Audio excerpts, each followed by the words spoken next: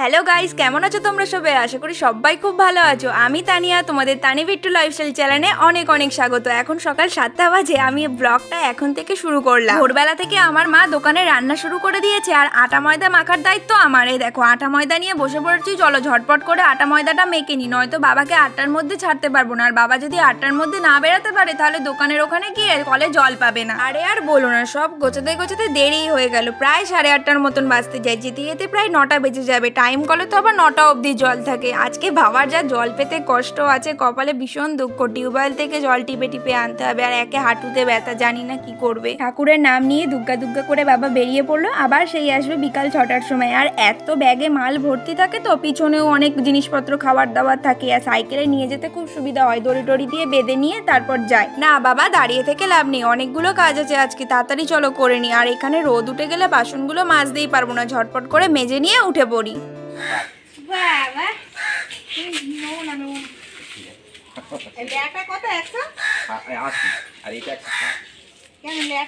এত দাম কেন? নেই, দেশি মাল আছে। দূর, বাজারে তেলাপিয়া মাছ 120 টাকা, 140 টাকা কেজি, আর এখানে 160 টাকা কেজি। কি দাম বেশি বলছে, ওই কারণে মা আর নেয়নি মাছ। তুই ওর বিছানা তুলবো।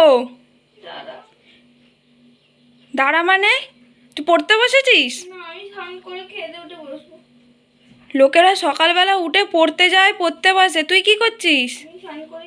শুনলে তো আমার বোনের কথা, পড়তে বসতে বললেই ওর একটা করে বাহানা, একটা না একটা বাহানা দেবি। হয় পেটে ব্যথা করছে, নয়তো মাথা ব্যথা করছে। ফোন দেখার সময় ওর কিছু হয় না। নাও চলো ঝটপট করে এবার বিছানাটা তুলে নিই। আর যেই থেকে এসি চলছে আমাদের বাড়ি, এত চাদর কাঁথা বার হচ্ছে প্রতিদিন, ওটা গোছাতে গোছাতে পুরো বিরক্ত লেগে যাচ্ছে। আর বিছানার মধ্যে এক গাদা বালিশ থাকলে কেমন দেখতে লাগে না বলো? তাই কি করি বলো তো, জানলার একটা সাইডে বালিশগুলোকে রেখে পর্দাটা টেনে দিই, আর বিছানার মধ্যে 2-1টা বালিশ রেখে দিই। আজ তো আবার শুক্রবার, দোকানের কোনো কাজ টাজ গোছানো নেই। ভালোই হয়েছে, চলো তাহলে আজকে একটুখানি ঝুলটুলগুলো ঝেড়ে নিক। আর বাবা থাকলে তো শনিবার দিনকার ঝুল ঝাড়তেই দেয় না, আর শনিবার তো এমনিও ঝুল ঝাড়তে নেই। তাহলে চলো সব পরিষ্কার করে নিই।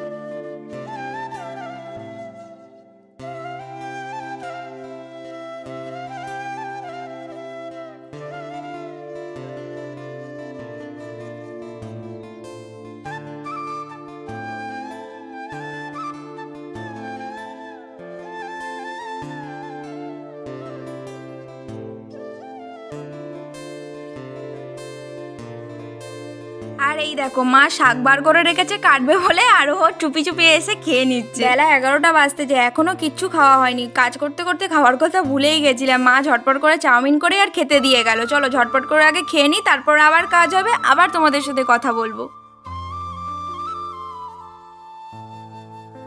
খাওয়া দাওয়ার পর অনেক কষ্টে বোনকে নিয়ে পড়তে বসেছি। পেটে ব্যথা মাথা ব্যথা উপেক্ষা করে পড়তে বসেছি অনেক কষ্টে। তাই আমি যদি একবার উঠে পড়ি, ও আমার সাথে সাথে উঠে পড়বে। তাই মাকে বললাম, মা জগে একটুও জল নেই, একটু ঝটপট করে জলটা ভরে দাও তো। তারপর মা জগে জলটা ভরে রান্না জোগাড় করতে চলে এলো। আর আজকে রান্নার একটুও জুত নেই, মাছ টাছ পাইনি। কি যে রান্না করবে কি জানি। এই শাক কাটছে, শাক ভাজা আর ভাত হবে। মা রান্না করছে করুক, আমি যাই। বাবা বেলা হয়ে গেছে অনেক, স্নানটা করে নিই, ঠাকুরের পুজো টুজো দিতে হবে। আমার বোনটাকে বলি, বেলাবেলি থাকতে স্নানটা করে পুজোটা দিয়ে নিতে পারিস না, তাহলে তো ফুলগুলো একটু তাজা তাজা থাকে। ওই যে কে কার কথা শুনবে, পুজো দেওয়ার ভয় সবার লাস্টে স্নান করবে। পুজো দেওয়া হয়ে গেছে, ভাত খেতেও বসে পড়েছি। খাওয়ার তো আজকে কোনো জুত নেই, তাই খেতেও ইচ্ছা করছে না। মেনুতে ছিল তিল পোস্ত, শাক ভাজা আর ওই ডিমের কালিয়া। ঠিক আছে, আমরা খাই তাহলে। আজকের ভিডিওটা আমি এখানেই শেষ করছি। দেখা হচ্ছে তোমাদের সাথে অন্য কোনো ভিডিওতে। টাটা।